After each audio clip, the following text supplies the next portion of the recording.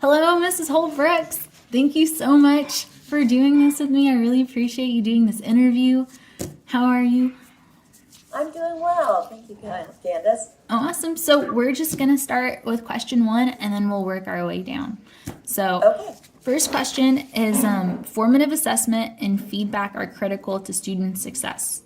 How does teacher feedback help a student effectively assess their own progress? Well, I teach kindergartens, and so I'm basing this off of my 21 years of kindergarten. It might be a little bit different answer than you would have for older students. In kindergarten, it's kind of a process to help students to get to the point where they realize that feedback can help them to figure out their own progress. Usually they pretty much, especially the first half of the year, depend on the teacher for everything. So they're not really self-motivated to do that because this is all new. So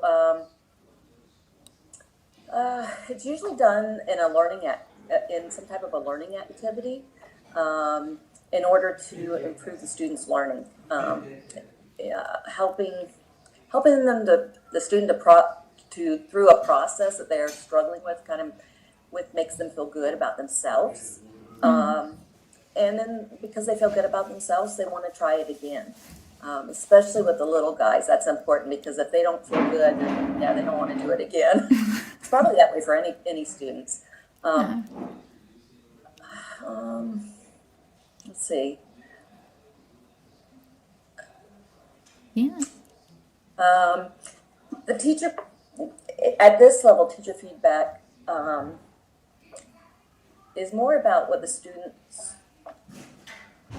are not learning, so that I can modify my instructional approaches because they don't really know yet. I gotcha. So I use a lot of their feedback to modify how I teach and how I might want to modify my instructional approaches, my teaching materials, or so that it meets the academic needs of that student. So Gotcha. I think always teachers are doing that, but at the kindergarten level especially, it helps me to address the students who are struggling the most immediately so that I can teach them, right away and know where there's areas that they need to improve on instead of waiting until there's a formal test on it. And that, just keep working on it through the year. Gotcha. Yeah, a lot of times during this, the teacher feedback too that I give them is stuff like high fives, stickers, praise for good work, helping a student with seat work or intervention during the work period, just to give them the confidence that they need. And it's generally a low or a no point activity. Okay. In fact, I'd say it is always a no point for me. Okay. I know for older students it might be different. And then this gives the students some kind of active involvement in their learning. They feel like they've got a part in it too, I think. Yeah. Awesome. Well, I like the stickers part, and I like the high five and all of it. I love it. Yeah. Well, thanks. Well, it's funny. I've substituted kindergarten a few times, and the teacher doesn't tell me that there's stickers involved, but the kids will always first thing they tell me, Miss K, do I get a sticker for doing my activity or whatever? So the stickers are like magic. Yeah, they are. Stickers, a smelly marker. If you draw on their paper with a smelly marker, a star, or a happy face. Yeah. Or a hand stamp. That's magic too. Oh, I love it. I love it. Okay, well, going to question number 2. What methods would you suggest for future teachers to teach self-advocacy and self-expression? Well, again, I'm talking more from a kindergarten standpoint, Right. And younger kids. I teach them. I would suggest that future teachers teach them to use their words. If a student comes to me with a concern or somebody's done something to them, I say, well, did you use your words to tell them you don't like that? Yeah. Did you use your words to tell them what you do want? And if they say no, I say, well, tell me, what words would you use? And we'll go back and forth until they're using an appropriate, sentence where they could self-advocate for themselves. And so then I'll ask them, I say, okay, now go and tell so-and-so just what you told me. Then you're using your words to take care of that, take care of the problem yourself. I also teach them to ask for help when needed. I always tell them, go use your words first, but if you're still having problems or if that doesn't work, come and get a teacher then. That way we can help them through it. And even then I would probably bring the two students together or if it's a group and say, well, we got a problem here. And then I would ask the student to explain it. And okay, now use your words. Tell them what you like or tell them what you want. Tell them what you're trying to do, whatever it pertains to. And I would help them to work through that. It's actually, oral language is a standard in kindergarten. So teaching them to use their own words for a lot of things is important, but especially to stand up for themselves and to express themselves. And a lot of times if they don't know what I'm talking, I just give them examples. Well, you could say this, or you could say it this way. Yeah. Which one do you like better? And then they choose and they'll say it. I love that. That's awesome. That reminds me, I remember when I was in elementary school, like kindergarten, first grade, one of the things they taught us for self-expression was like I messages. So like just something as easy as like I feel sad when, or like I feel mad when. So that reminds me of what you were talking about, which is awesome. It's something I forgot about, but like it's really nice to be reminded and then hearing your experiences about it. So I love that. That's awesome. So question number 3, what are some classroom management techniques and self-procedures that you've implemented in your own classroom to create a successful learning environment for all? Wow, it's changed over the years. I've always believed in having a positive classroom and I feel like it's essential to creating a successful learning environment. So I try to use all positive words. I find that routine is very important to managing the classroom because students know what to expect. And I try to keep the routine the same for everything that we do and everything that I teach. In other words, they always put their name on the top of the paper. Gotcha. And that's a pencil. I mean, that's something they would always do. Right. And I even use like a sing-song. First you write your name, next you do your pencil work, and then I'll sing the next thing that they would do. And I do that like after most every activity, and they will sing it with me. Like I do it, and then they sing it. Then I sing it, then they do it. So it's a chorus. Awesome. And I always do it the same way. But I find that the routines help them more than anything, especially the children that are having problems or children with special needs. They tend to do much better on a routine. And as far as classroom management, I use a behavior clip system, and it has I think 5 different colors. And basically, every child has a clip with their name on it, and inappropriate behavior results in the student moving their clip down. However, I try to make this a fluid system that can go up and down because I know some teachers who just use a card system, they pull a card, and the students that never have time to redeem themselves. And some students will just always end the day on, not a great color. Yeah. So I want the kids to feel like, okay, I messed up, but I can improve. There's hope for me. So I don't have to cry. I didn't ruin the whole day. My parents aren't going to know that I had a bad day. So if they did have to clip down, all they have to do is just improve their behavior, and I catch them doing something right, and then they get to clip back up. So it kind of moves up and down all day. The color green is right in the middle of our chart, and green means that they're ready to learn. So at the end of the day, if they are on green or higher, I give the students a jewel that we put on there. It's a little sticker jewel, and we put it on their clip that has their name on them. And when they fill up their jewel, they actually get to take it home, and they can wear it to school or do anything because it's got their name on it and a little sticker, and they Yeah. love it because it'll be filled with maybe 30, 40 joules by then. Uh-huh. Another thing that I do, because some students, they always follow the directions every single day, all the time, and they deserve rewards. But the other kids, I've learned through my years of teaching that if they don't feel like they have a chance to earn those rewards, they will just quit trying. So every day, at the end of the day, we have a little class meeting, and I have another chart that has each student's name and just a sticky note with each student's name on it. And I just, I'll just say, oh, I'll go through it, and as a class, we'll talk, and I'll say, okay, Johnny, you were on green today. Great job. Here's a star.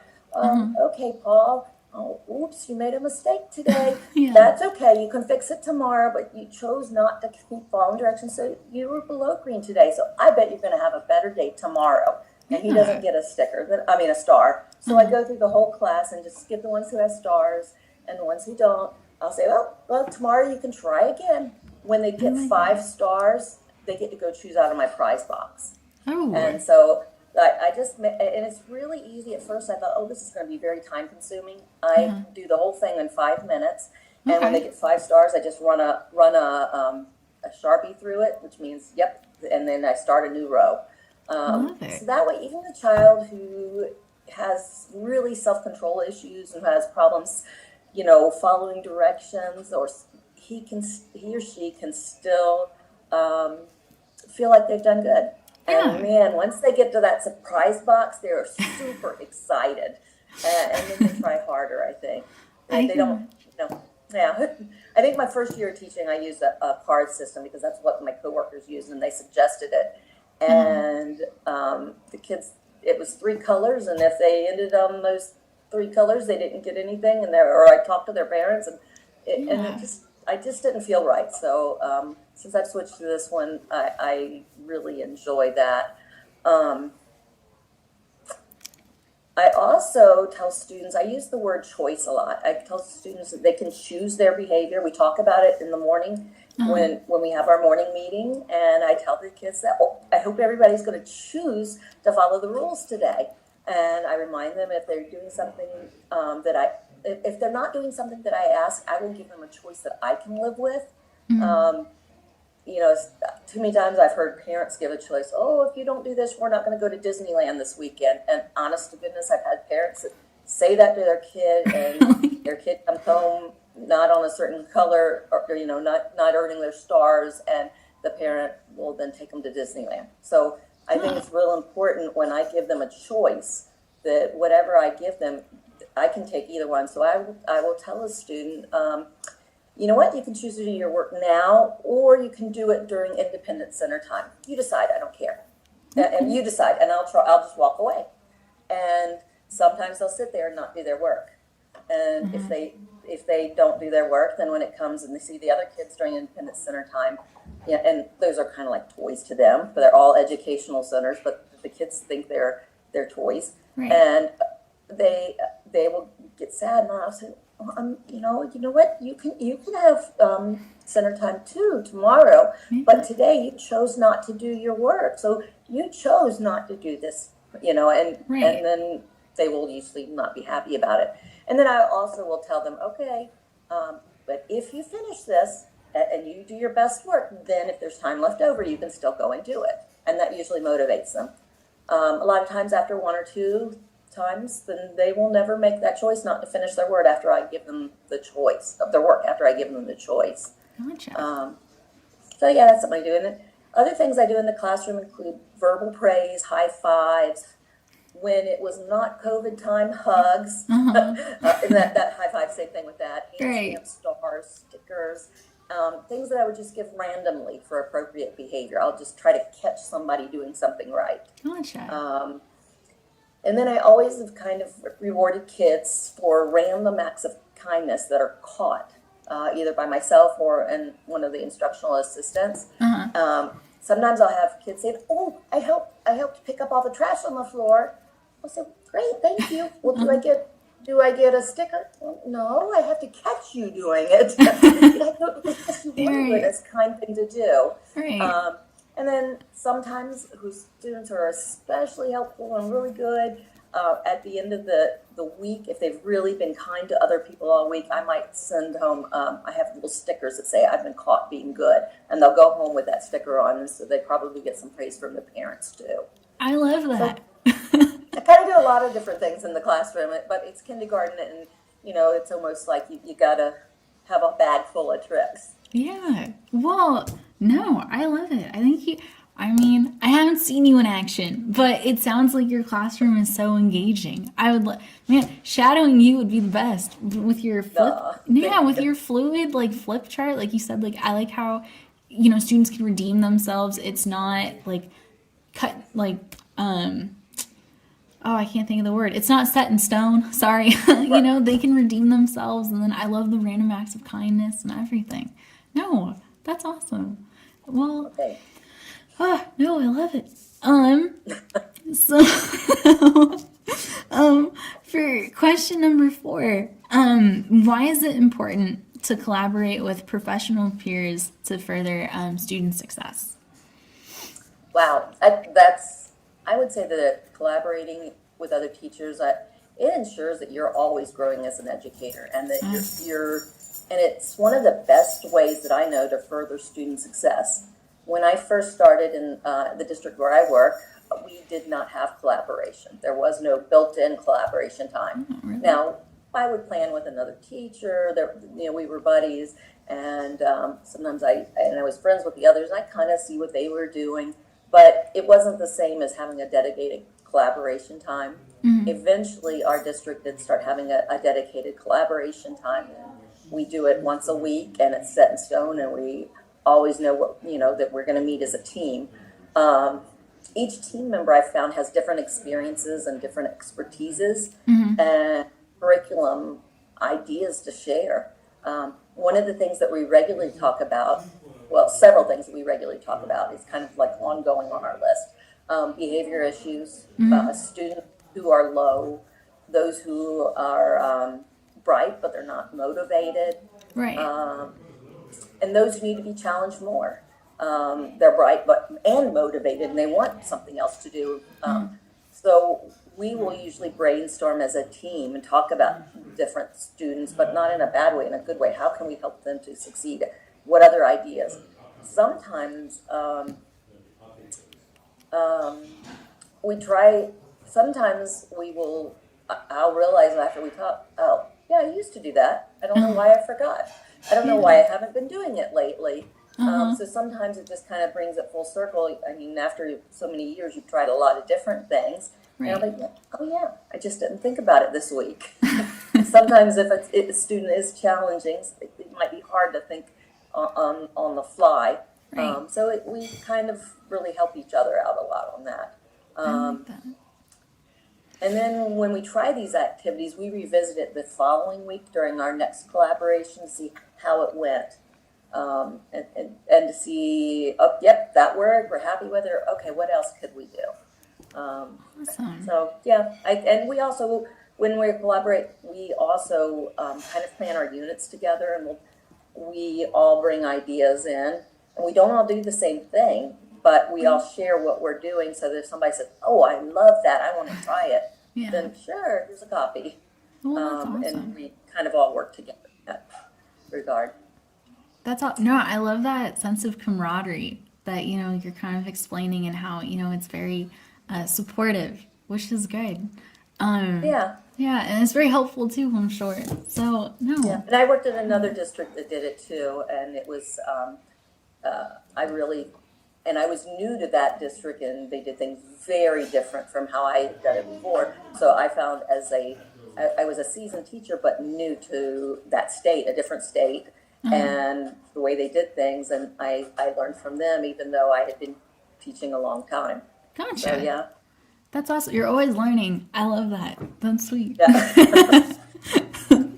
That's what we want from our kids too, to be lifelong learners. Right, there you go. There you go. Okay, so number 5. So in class, we're studying different learning theories, and one of them is the learner-centered environment. So learner-centered environments incorporate diagnostic teaching methods. So, using this tactic, educators listen and evaluate student perceptions, and in return, they offer students counter perspectives to expand their knowledge or their worldview on that particular subject. So, why do you believe this form of instruction is important in developing critical analysis skills within students? Okay. It's more than just providing information or teaching skills, since students and teachers work together kind of to establish a positive learning environment. Since it focuses on the student concerns, creating short and long-term goals, it involves them in the decision-making and process or in problem solving, and that helps to develop critical skills. I do this at the beginning of the year, saying with coming up with our classroom rules. We do them together as a class, and now I kind of guide them where I hope that we will go. Right. Because kindergartners could say anything, Right. so I kind of try to guide it. But because they've been part of the process, they're invested in it, and I find that we get that gives them a high degree of student engagement. And a lot of times I'll go back over the rules later, and the kids will tell me every little, like one of our rules might be keep your hands and feet to yourself. And so we talk about that, and the kids will tell me every little thing. Well, that means no poking, no pulling hair, no kicking somebody that's beside you. Oh, you better not get in their spot. Right. So we they love to talk about it, even if it's something, when eventually we might just talk about it once a week, just as kind of a reminder. And then maybe it's a little bit less, but they really buy into it. Awesome. And depending on what it is, it can be an individual or collaborative or large group work. I think students, when they have some opportunity to work at their own pace and explore things and interests that helps them. One of the activities that I do during the year is I give them a project where students do a informational text writing, and we actually have like a task or a benchmark per se, where they will write a paper on something.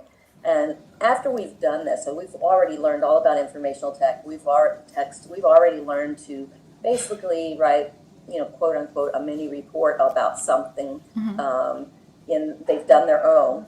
At the end of the year, I have them do, I think it's called a diorama, but basically where they create a shoebox, and they will put whatever they want to in it, or some kind of, and whatever, I let them choose. Okay, choose an animal. Any animal that you want to write a paper about. You're going to write informational text about this animal. And I will have them draw a picture of it and then write a story about it. And then they do their little shoebox. And it is amazing how much work and effort the kids put into it, because they get to choose what they want to do. And when they get to choose, I've got anything from dinosaurs to stingrays. I just did some really cool things. That's really the kids cool. think up, and then they get into it. And then what I do is let them share. And because they have, get to share with other students, they just really, try even harder. So the kids do the majority of the work and the majority of the talking on that. And the kids really like seeing what each other does, and they all try to kind of just do a great job. And let's see, back to that learner-centered play. I know. This kind of instruction too can, I think it can lead to multiple forms of feedback and in demonstrating of learning. You can have them orally tell you something. You can have them write something. You can have them explain something to another person. It just lends itself to the kids taking a role in it. Another thing that I do with the kids, kind of along this manner, and I don't do this until later in the year, but after we've kind of finished the majority of stuff, like the last, say, 3 or 4 weeks of school, we do a unit about every week or every 2 weeks on something. We study bats and owls, and we do a family unit. We learn about penguins and polar bears. But by the end of the year, I ask the class what they want to do, and we will take polls, and then we will vote on it. And so the last few weeks, that's what we do each week. We'll do something that the kids have decided. And of course, I make all the activities fit our standards, but because they had a say in it, the kids, I see that they really take ownership. Yeah. And it also kind of the instruction and the culture and the classroom environment, I find that it kind of reflects the diversity in our classroom or the diversity of the students, because they are picking it. They talk about it. First, I have them meet in groups. I have 4 tables, so I will have each group meet and talk with it. Then I have them go talk to a partner, and they collaborate about which one they would choose. And then we talk about it as a group, and then I have them vote. And it's just amazing to see how much then they really they're super excited about it. Yeah. Yeah. One year we did Pete the Cat, and I was not planning on doing Pete the Cat, but that's what they wanted to do, because I had recently read a Pete the Cat book that they loved. So, I'm at home trying to figure out new activities for Pete the Cat, but they loved it. But yeah, it's kind of.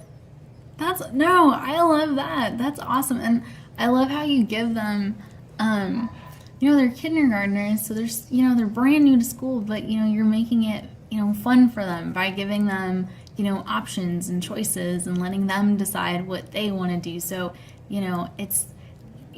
it's their first year of school, if they hadn't gone to preschool, and you're creating learning you're teaching them in a way that makes learning so much fun. And then, they're learning from others by sharing their ideas and sharing their products. So I really like that. I really like that. If I teach kindergarten, I might steal some of your methods. You're welcome to. They probably work for most other grade levels too. Unless you're told some districts have everybody do the same thing at a certain time. Ours gives us a little more leeway because, the teachers are good and we perform well on all the tests that they require. Well, that's good. No, that's a good sign. So moving on, so we talked about learner-centered environments. So moving on to knowledge-centered environments. That's another concept that we're talking about in class.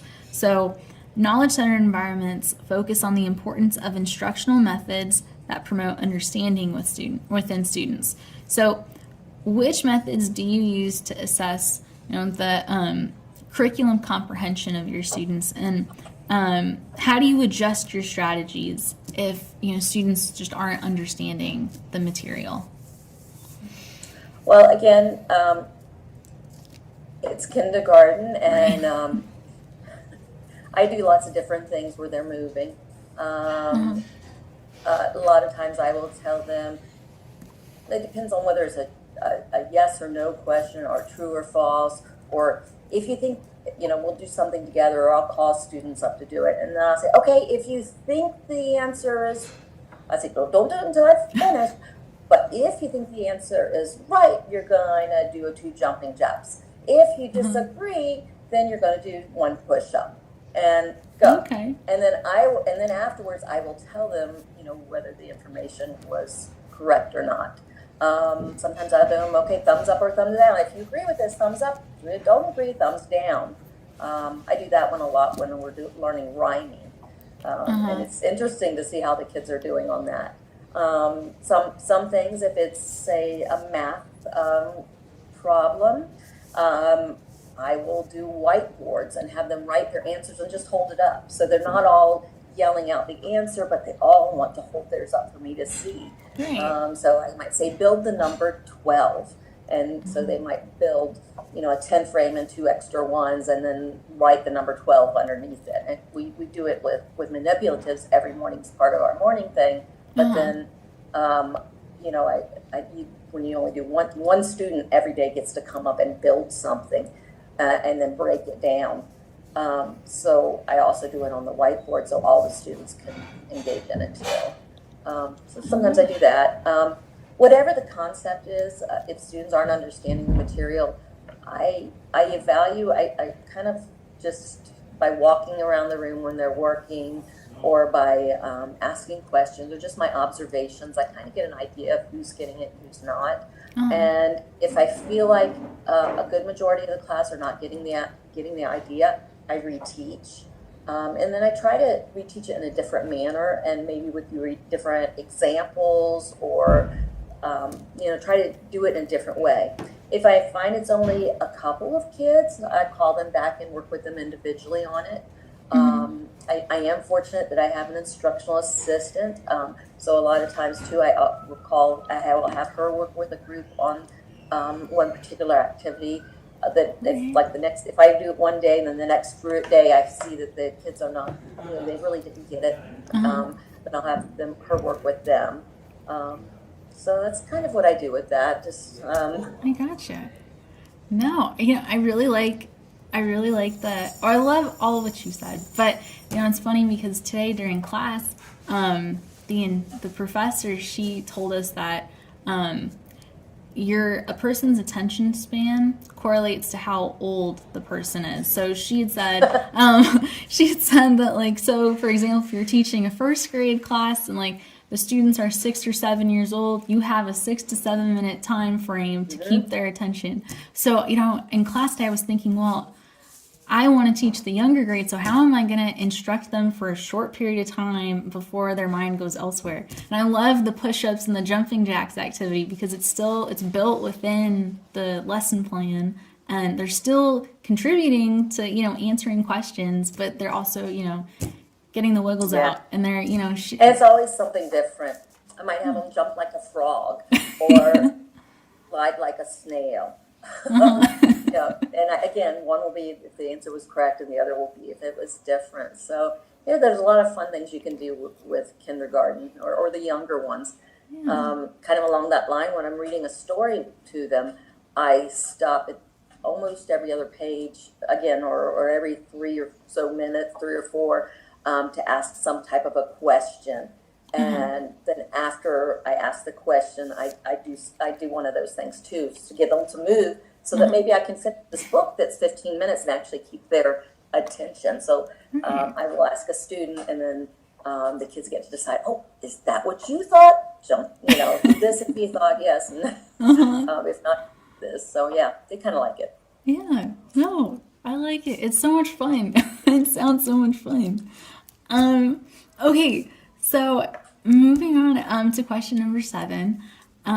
What steps do you suggest teachers take to foster an empathetic environment that demonstrates fairness, respect, and patience?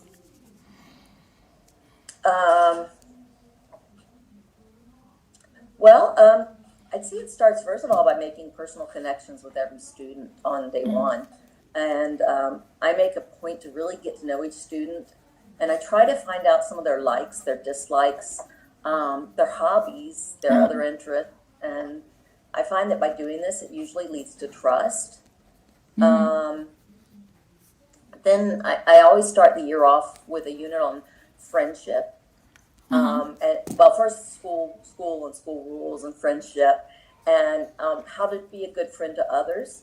And it kind of, this leads into it's followed by a multi-week unit that I do, that I call it's the bucket filling unit, but really it also involves character counts and how to handle feelings. And I kind of use Springboard, the book How to Fill a Bucket, and everybody has an invisible bucket, and you can fill that bucket by doing kind things.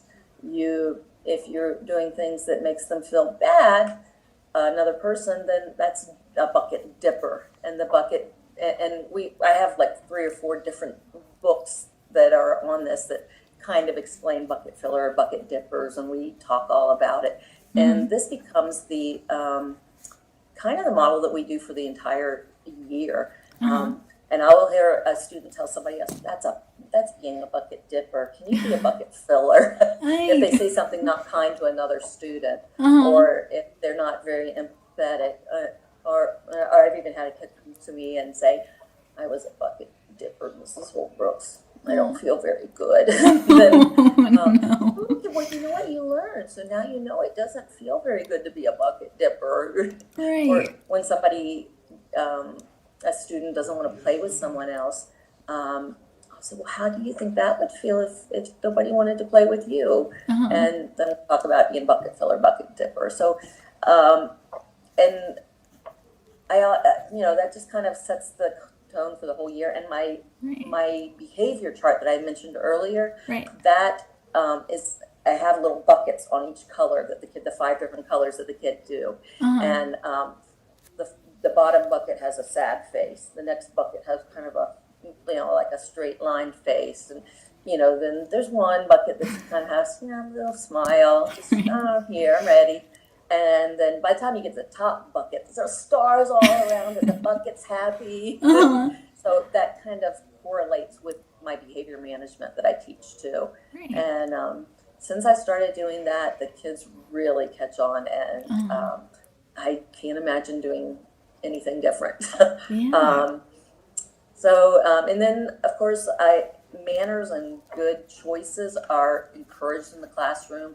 They're taught and they're modeled all throughout the year. We teach about all that during this time. I do, and then I reference this unit all school year, and it's funny, they at the end of the year they still talk about it. So they and I've even had students come back and say, Mrs. Holbrooks, I need a hug. And then I give them one, you filled my bucket, and maybe they're in 5th grade and they'll tell me that. So Wait, you said 5th yeah, grade? yeah. Wow.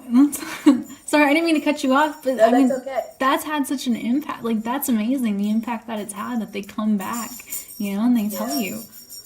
It's kind of neat.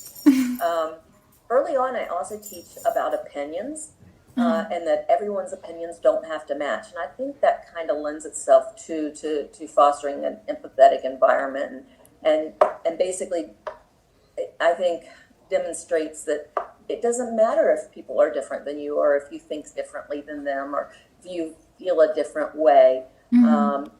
So I teach that early on, and I even have a song that I sing with them. If you promise this isn't going to be put on the internet, I'll even sing it to you. Whatever you're like, comfortable with. All opinions don't have to match. We can all like something different. I like red, but you like blue. That's your opinion. I love it. Then I give another part that has, I like cats, but you like dogs. That's your opinion. And so I love kids learn early that that it's okay to differ with somebody. It's okay if they have a different opinion. And I start teaching this at the beginning of the year too. I actually do it. We do an Apple unit in September, and Right. that's when I really start going into opinions. And it kind of lends itself later in the school year. We write opinion papers, and so I've taught it this way, but it also helps, I think, with kind of being respectful to other people, because other people may have different opinions than you. Right. So yeah, I probably said more than I need to on that subject. That's okay. No, whatever you want to share. I love it. It's amazing. No, I love, well, I really appreciate everything you have to say, but the bucket filler and dipper, that's such a cool idea. I never would have thought of something like that. And the fact that, your students, they check each other, like, oh, that's a bucket dipper. That's, maybe Yeah, they do. that's really, I mean, that is just a hallmark of what a success it is if, they keep doing that and then they keep each other in check like that. I really like that. Yeah. That's such a It's cool nice. idea. I encourage them to tell other people that they're bucket fillers more than I encourage them to tell me when somebody is dipping. But sometimes that's natural and they work it out. But yeah, try to keep it positive. Oh, well, no, that's awesome. That's awesome. I love it all. I love it all. So much wisdom you have. It's so cool. Okay, so this next one, question 8, It says, what steps do you take to prevent student harassment and intolerance in your classroom? Well, as I mentioned earlier, I start the year off with a unit on friendship and how to be a good friend to others. And I follow that with the multi-week unit that I do on kind of bucket filling, character counts, and being kind to others. And I constantly look for teachable moments to help students to kind of reframe what they say. If they say something that might hurt another's feelings, I'll tell them another way that they could say it. Uh-huh. So, I just look for teachable moments to do that, and then have them repeat it after me or repeat it to the other person, so that I teach them to use I teach students to use their words if they don't like something that another student says Right. and does for them. And if a student comes to me about something, I will say, "Did you use your words to tell them that you don't to stop? To say stop? I don't like that." Typically, what I get are things happen on the playground, and I'm not out there. It's a instructional aid. Right. But then they'll come to me afterwards and say, "So and so pushed me," or different things that happen. Right. And the first thing I always ask them is, "Well, did you use your words to say stop? I don't like that." Right. And a lot of times they'll say no. I'll say, "Well, go do it now." Say, "Please don't do that. Don't do that again. I don't like it." Right. And then by later in the year, they figure out that they're supposed to always do that before they come to me. And I teach the kids, if they've used their words and the other student does not respect their feelings or their words, then they come and tell a grown-up. It could be me or another teacher out there or an aide, but they have to try to use their words first. Right.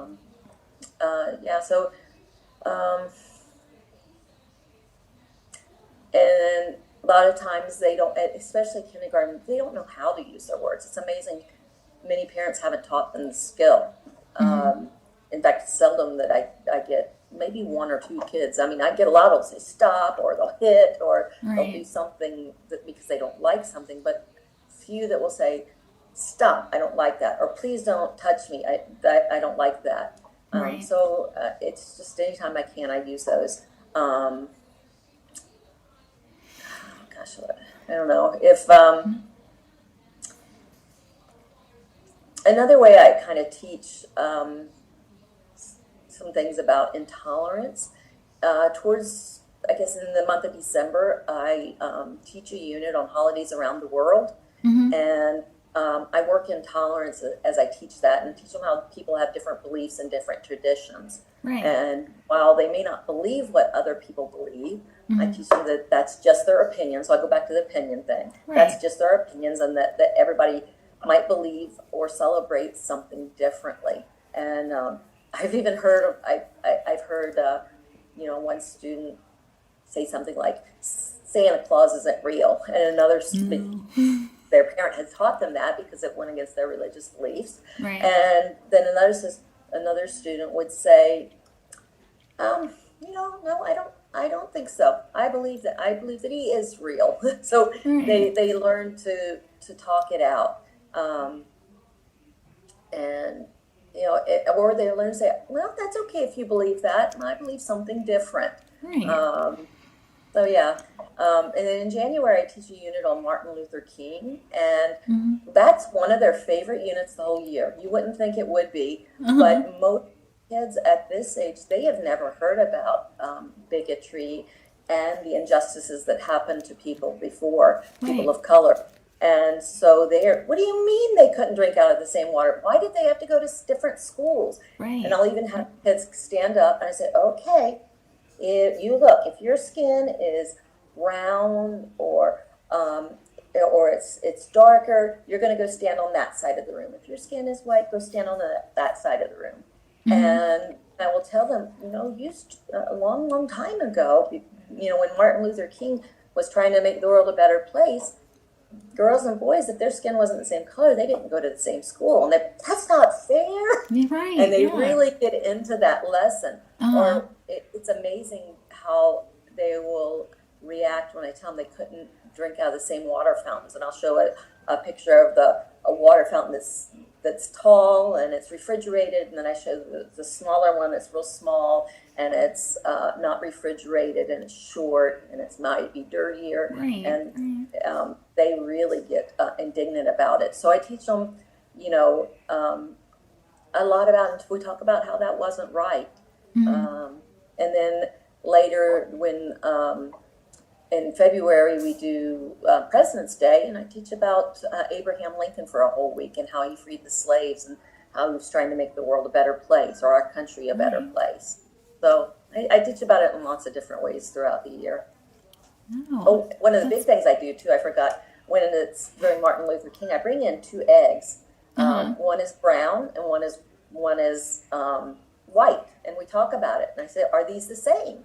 And because some kids would say no, and some would say yes. And so, well, do you think it's the same on the inside? And so we'll talk about how they're Yeah. different. But then I use a glass bowl, two different little glass bowls, and I will crack them, and then I'll show the kids, and then I'll put them behind my back, and then bring them back out. Uh-huh. And can you tell which one was brown, which one was white?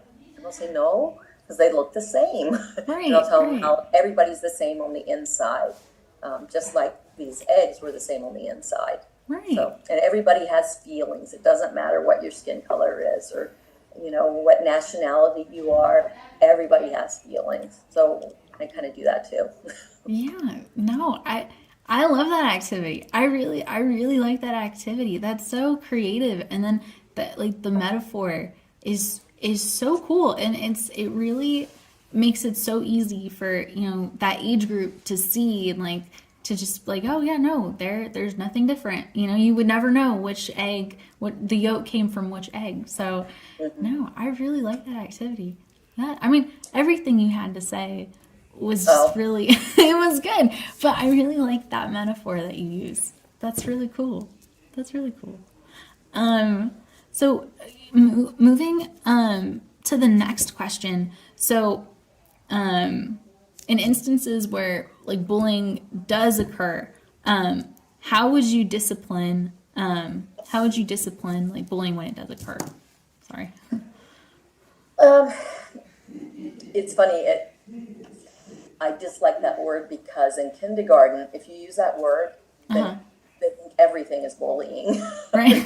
So, but basically, when I do see that, Uh-huh.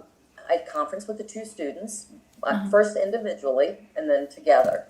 And so I'll find out what from each student. I'll ask them what happened, to explain it to me. And of course, if there's anybody else that witnessed it, I'll talk to them.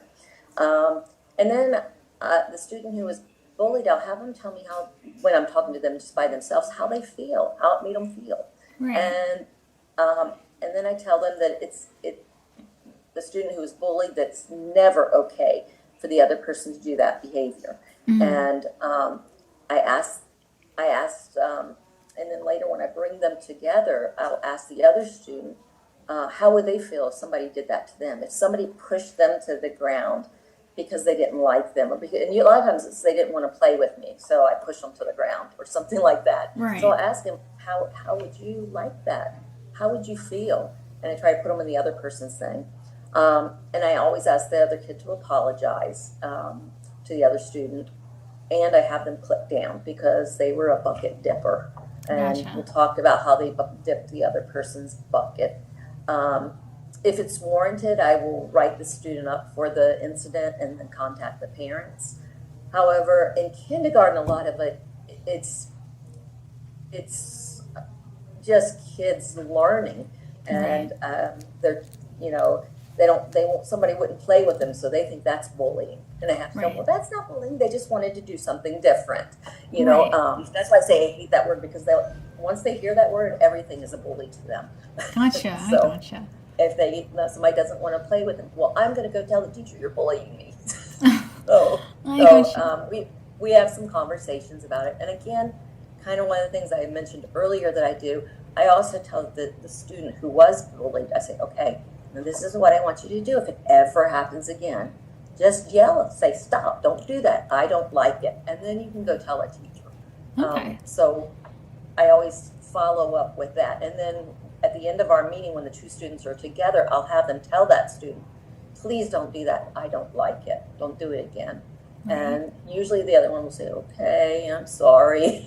Yeah. And if it's a minor thing, I don't let parents know. I just, unless it becomes a pattern. Right. Because I think I just use it as a teaching experience between the kids and to teach them how to identify what it is. And some kids have never been around other students and really know how to act. Right. So, right. yeah. No, I appreciate you, making that distinction, especially, when you have that age group where everything can be seen as bullying. So that's something that, when my partner and I were drafting these questions, I hadn't considered. So I appreciate you like bringing that to light, and then, when it is, calling it like it is, but then letting them know like, okay, it's actually this, or it's this. And no, I like that. I like that. It's interesting. A lot of times I find that kids get that word, usually at the beginning of the year, someone will hear it from their parents, because their parents will tell them, don't let anybody bully you. And Right. And but then once that word is used and they hear it in the classroom, then it starts something. So it's usually something we really try hard to nip in the bud to teach what is bullying and what is just a difference of opinion, or somebody wants to do something different, and I tell them how they can nicely say something. Well, thanks for asking me to play, but right now I want to do something else. Right. And that's okay.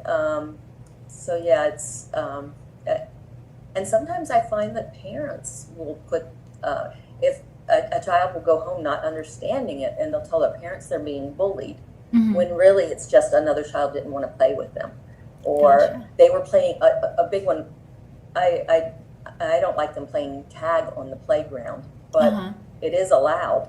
And sometimes when they're playing tag, they sometimes a student will get accidentally pushed because they're running from another, and none's trying to touch them. Right. And they'll come. The parent will say, "Well, my child is bullied. He keeps running and keeps having to run away from other kids and getting pushed down." And then when I investigate it, it's the kids playing tag.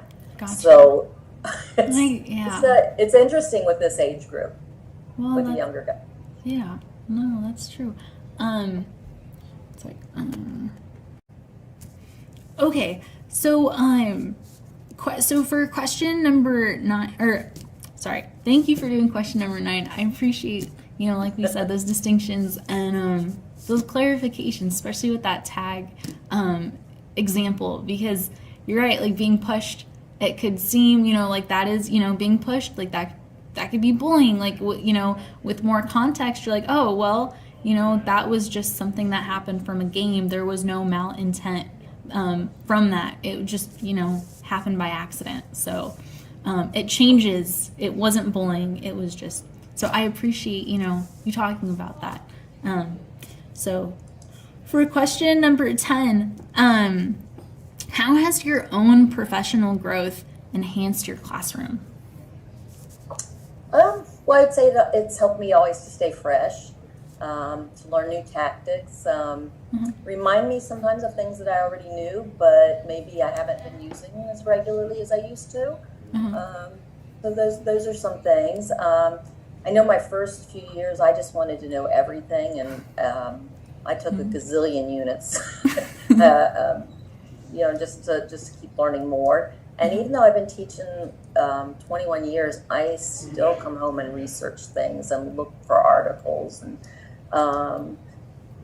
sometimes I find that the professional training that the school district gives maybe isn't as useful to me anymore, because maybe I've heard it before and they have to do some things over and over, because there's new employees. Right. But I do find that I enjoy just doing professional learning on my own, going online. Okay, I've been teaching P1, so what's something new we can do this year? And then maybe I find a science experiment that I can do with blubber, and that really explains what blubber is. Yeah. So, I just find different things. I think I just want to try to keep it fresh instead of being one of those teachers that does the same thing every single year and doesn't change anything. Yeah. And I would say out of the ongoing training, the technology training, I think I appreciate the most, but from the time I went to school, there was no technology training in the class. I mean, there was no technology in the classroom. Right. So, and then now, to now, where every child in my class has an iPad, and we keep digital portfolios, and you use something like Google Classroom, or you're teaching on Zoom, or you Right. know. So I really do appreciate the professional technology trend, because technology changes fast, and That's if so you don't true. keep up with it, it's even harder. I believe it. It's amazing how fast technology grows, and then how far its arm stretches. Like, I mean, I remember when I was in elementary school, like our day at the computer lab, you'd go to like these huge Mac computers, and then now, kids who, were they're now or how old I was back then, they now have like the smallest little tablet ever, and then they could do everything I was doing plus more. So it's amazing how fast technology, expands, and then how you got to keep up with it, and how it, enhances your classroom. So, and Yeah, then, I yeah. I will say one of the things that, like, again, in being an older educator, when all of a sudden people started using Google Docs, I had no idea what Google Docs was. And our district would offer optional trainings. At first, I'm like, no, I like using Word. I like using Microsoft. I know how to use it. And yeah. it wasn't until later that I realized all that Google Docs did and all that you can do in there. And I was very eager to take training on it. And I took a lot of them on my own too. I mean, the district offered some. I think the very first ones I offered, I was like, oh, okay, or some of it went over my head, because I Right. teach it in school now, and anybody that comes out as a new teacher, they know how to do all of that. So Uh-huh. I think I really do appreciate the technology training the most, and it keeps me current and up to date.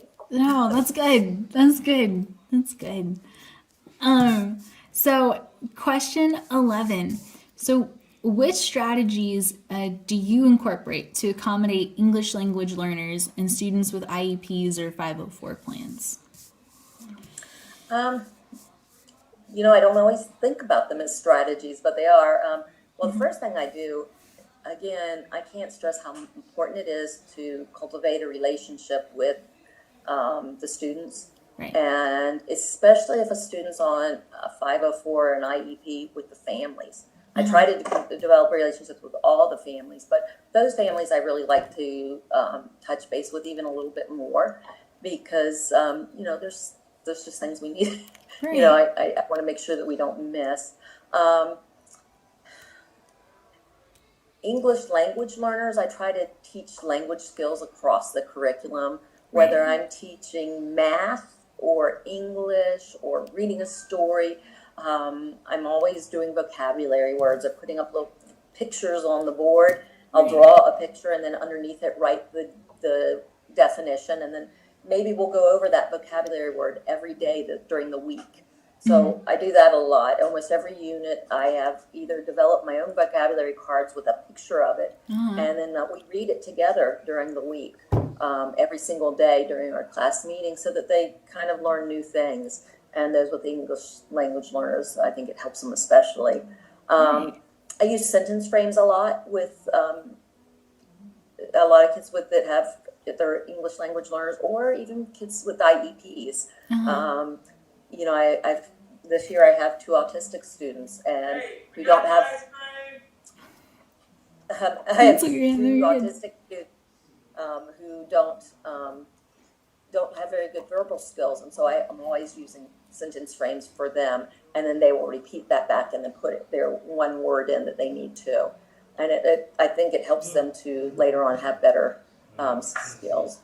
Speak slowly and increase wait time is something to do with the English language learners. Differentiate for all of them, whether it's the English language learner I just differentiate for all my class, whether they have a 504 or an IEP. It could be writing, it could be speaking, drawing, or listening. I might have a student do something differently and then the rest of the class. Uh-huh. When I'm teaching, I try to teach to all the modalities, because some are kinesthetic, and some are auditory, some are visual. Right. Kindergarten lends itself really well to always doing kinesthetic activities, so I try to really take advantage of that. Awesome. And um, if a student's an English language learner, I try to use their native language if possible. Occasionally, if I don't, I might, if I need to, I'm not afraid to use technology as a tool and look up a word so that I can, have explain to them what I need. Uh-huh. I use realia, music, movement. Uh-huh. A lot of times I assign kids, whether it's an IEP student or an EL student or a 504 student, a buddy. It just depends on what the need is. So I assign buddies, and usually those are students who like helping others, and they're kind of responsible and they love it. Yeah. I love that. I do, especially for the IEPs too. I think of when I design my, I do learning stations each week, and when I do that, I try to think of different ways to do things for those students. Awesome. Well, no, it sounds like you have a lot of different methods and a lot of different like variations to incorporate everyone, and then so that everyone can participate and learn. And I love that. That's awesome. One sec. So, okay, awesome. Well, thank you so much for sharing that. So moving to the next one. So when reflecting on your first year of teaching, how has your instructional style improved, and what strategies would you advise yourself to use from now, looking at how you've grown to when you first started out? I would say, if I really reflect, I am now very relaxed and I have fun with the students while teaching them. I think at first I was so concerned about getting every little thing that maybe sometimes I pushed too much. And I've learned that there's a balance. You have to have you have to make it somewhat interesting and fun for the kids so that they want to continue doing it. And I find I get more out of them now than when I planned more and did more, because now I make sure that they're having fun with it. So it's not about how many projects you get done or how many worksheets they do. It's more about them enjoying the learning environment and wanting to learn. And I find that they then ask more questions, and it just lends itself to having fun a little bit more. And I teach more to all the modalities. When I first started teaching, I would not sing if there was a parent in the classroom, ever. I just was uncomfortable. Now I don't care who's in the classroom or if I'm being videotaped or whatever, and I know I don't sing well, but the kids love it. And when I first started teaching, we didn't have as much technology. I mean, of course we had technology, but now it's so much fun to do a brain break or to show a mystery science video on the Apple TV. And the kids get way into it, and I can stop it and we can talk about it. And I think that's it's definitely improved my instructional style. Just and I can go with what kids are talking about a little bit more, and just I think before I was concerned with teaching so much that I didn't always take the time to really get to know each student. To know their likes, of course I knew what I saw in the class, but now I spend time on that relationship building, and I find that we have better discussions and better, and the kids are doing wonderfully. I mean, they just do. And I would say that I do more formative assessments now than I do. I used to do. We've always had to do summative assessments, but I find that I do more formative assessments now, and I'm kind of, seeing how they are, taking little checks all the time. And it's just something that once you start teaching, it takes a little bit to get really comfortable. And after a while, it doesn't matter who's in. I don't care who walks in the classroom, the principal, the superintendent, the parents, somebody, anytime they ask somebody wants to come and observe a classroom, I've got a student who wants to observe, I always say, okay, sure, I'll do it. They'll send out, it's amazing how many teachers don't do that, but I don't know. That's one way it's changed over the years. Well, no, I think anyone who's in your class would be lucky to be a student of yours. I mean, just listening to hear you talk, not only now, but just throughout the whole interview, you have so much heart and so much love. So, I mean, it comes through. So, it sounds like your classroom would be a lot of fun to be in. Work hard and then play hard. So, it sounds like it would be good. Well, thanks. Yeah. Okay. So, the next question is, how do you effectively communicate with parents to prioritize student success? Well, first of all, I communicate with parents a lot. I mean, we start the year with a meet and greet, and I start by just telling them all about myself and my family. And I let them know that, I've been a parent that I teach on a Navy base, and so most of the parents have some affiliation to the Navy, and I let them know that I was a Navy wife and raised my family for 24 years, while my husband was in there, and I kind of understand the difficulties and hardships they go through, and and how much I understand what their kids might be going through. I communicate with parents to please let me know when parents are going away or when there's some big change in their lives. New baby, somebody moved in, moved out, anything that's going on that's real big, so that I can kind of know, so I can help my students if I see, if I notice a little difference with them. Right. I try to let parents know exactly what's going to go on in the classroom. I developed this document called the ABCs of Kinder, and for every letter of the alphabet, it's something about kindergarten and how I do my classroom that I tell them. It's just a silly little thing, but No, it's parents cool. like it.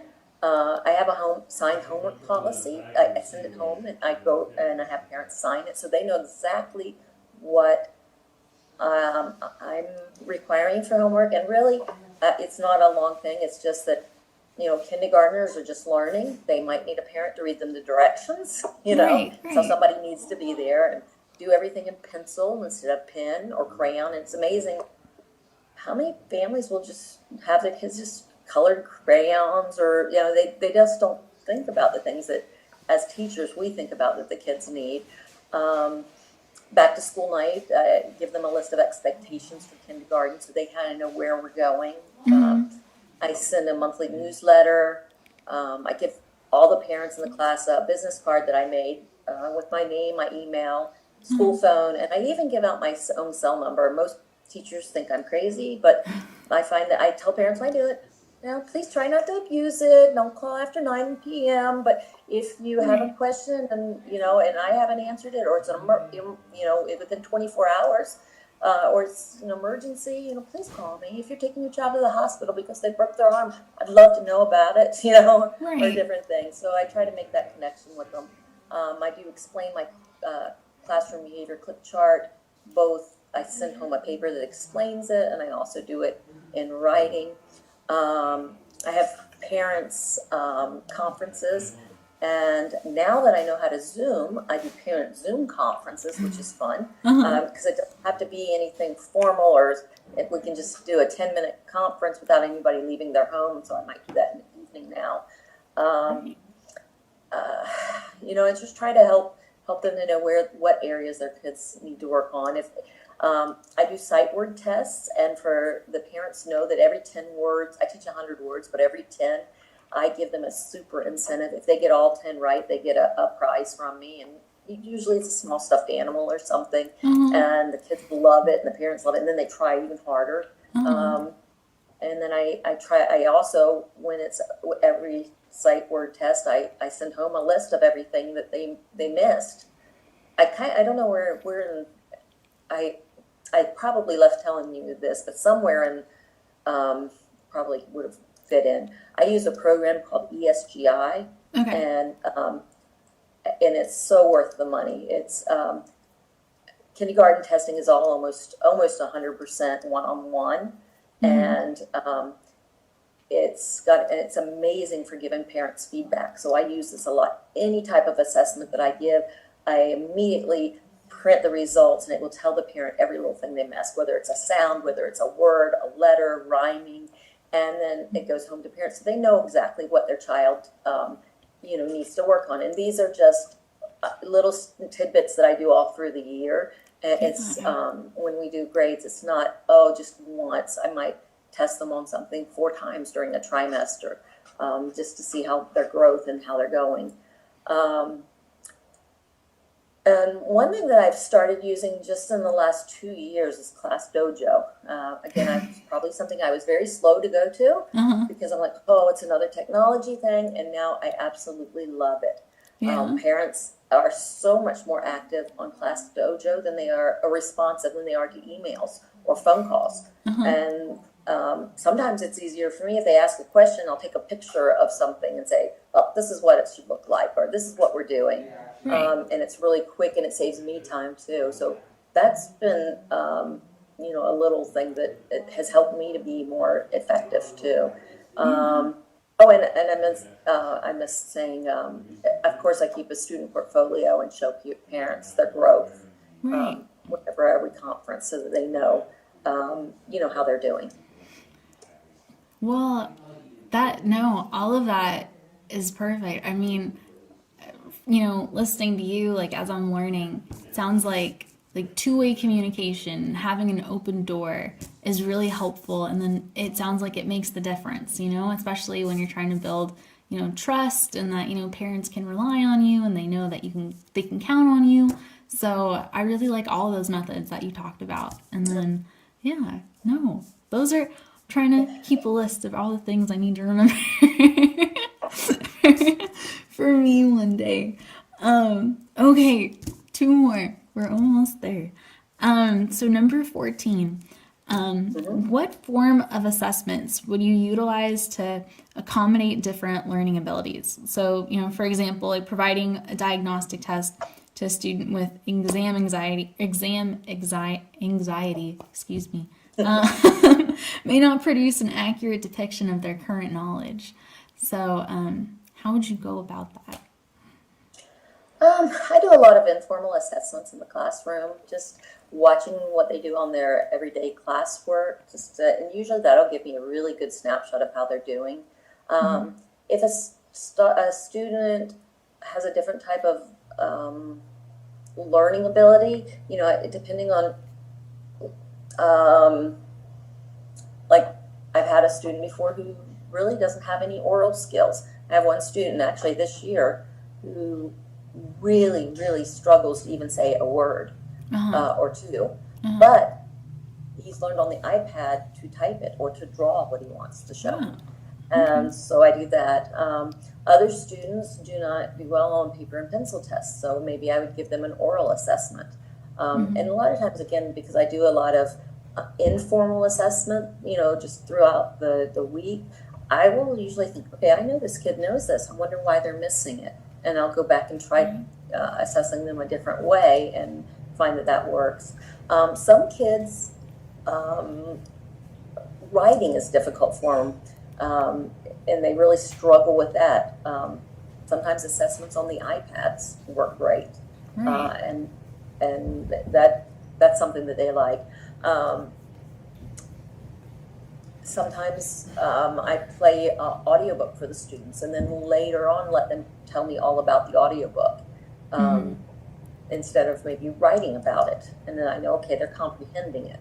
Right. And then sometimes typing rather than writing an answer. Sometimes they're just getting really excited. But I do have to say I prefer paper and pencil to everything, because kindergarten students, they need that. They haven't developed those fine motor skills yet, and they need that handwriting practice and that paper and pencil. And I do feel sometimes like the state and what some of our standards they push, or our district pushes the technology a little bit too much for kindergarten. Right. I feel like that it's important that they do some things you have to do develop that fine motor control, Right. so that they can do a good job. Well, I really like the ways that you've suggested that you recognize, maybe something someone's weaker in, but then you find a solution to overcome that. Like your student who can only say, one or two words orally, but, he can type things out. So, he can express his knowledge and like his, where he's at, and then you can know where he's at, but then it's still a comprehensive, like you can see it works. So I really like the way that you kind of circumnavigate. That's the word I'm looking for. You circumnavigate to make sure everyone is up to speed. I like that. I forgot. I had another student one year that had some auditory issues, and that child could draw anything. So if I wanted to do it, one of the things that we have to do is children need to be able to tell us the beginning, middle, and end of a story that they've read repeatedly. And if they can't do it, I've had this child draw it before, and they would draw elaborate drawings of the beginning, the middle, and the end. And I'm like, you got it. Better. Yeah. So, another one that I did or two drawing. That's amazing too. I love that. It's so creative too. I like that. Okay. We made it to the end. One more to go. So do you have an example of like a cultural norm you were made aware of that helps you better understand a student in your classroom? Yeah, I had a Japanese student one time, and well, actually several times, but this one in particular, whenever I would speak to her, her head was always down. She was always like looking at her feet. Our most people or most students are taught to look at you when you talk to them. So if I would tell her, "Can you please look at me?" she would just keep looking down. I learned that it was a cultural thing, and Japan, looking down and not looking at your elders in their eyes, that's a form of respect. So that child was really showing respect, and and that was a good thing. So I learned that.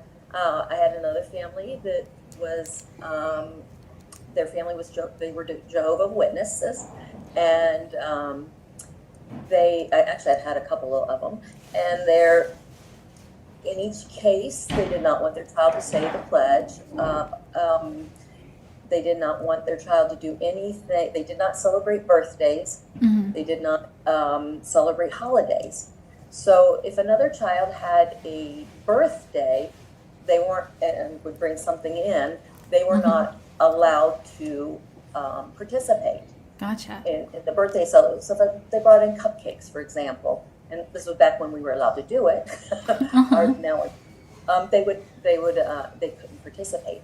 However, later, I would ask the parent, well, would it be okay if I gave them something else that they could have during that time? And, it's not the birthday cake or the birthday cupcake. And the parent was okay with that. Whenever we did any of the holidays, I got into the habit of, if there was a worksheet I was doing or something like that, it would maybe it had a picture of Santa Claus on it, or a pumpkin, a jack-o'-lantern.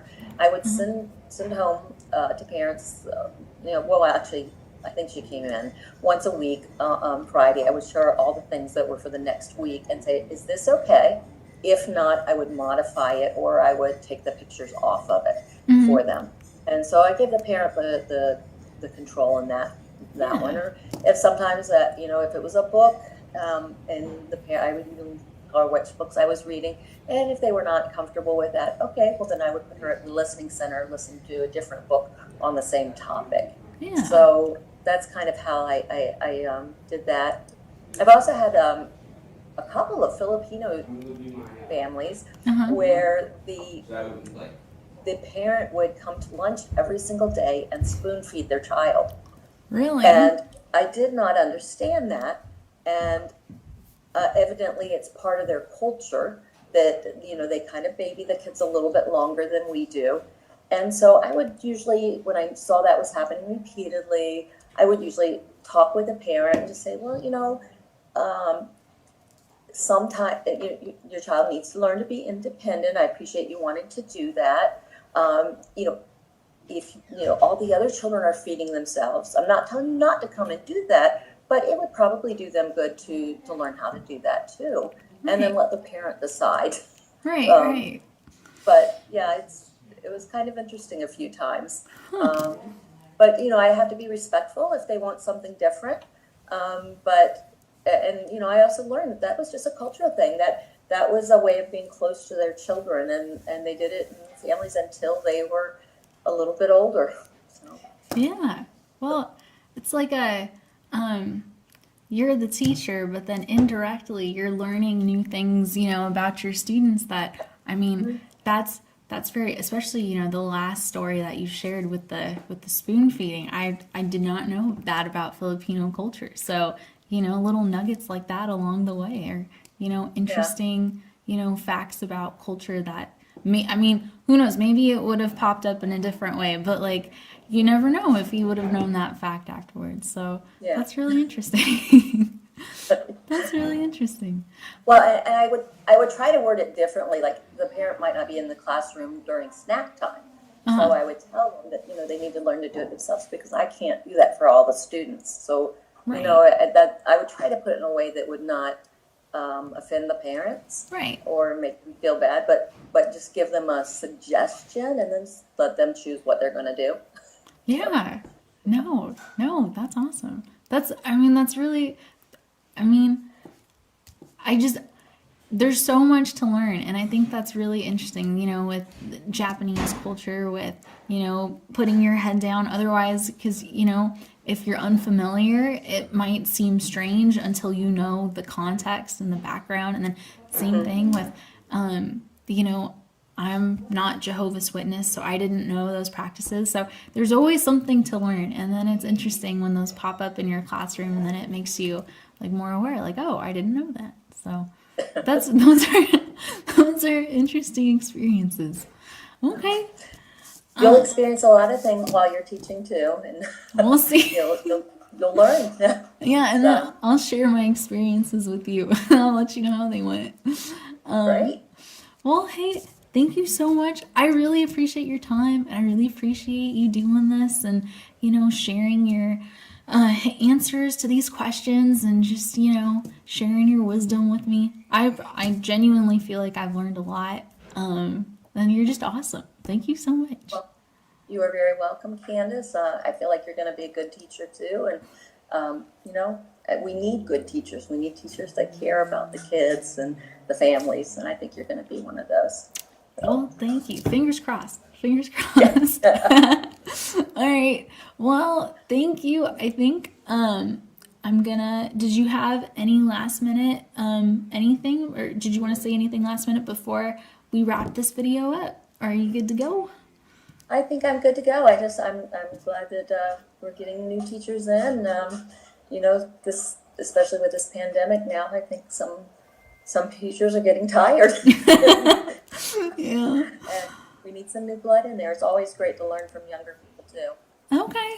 Awesome. All right. Well, thank you so much, and I really appreciate it. Thank you so much, You're Mrs. welcome. Brooks. You're very welcome. Bye. Bye bye.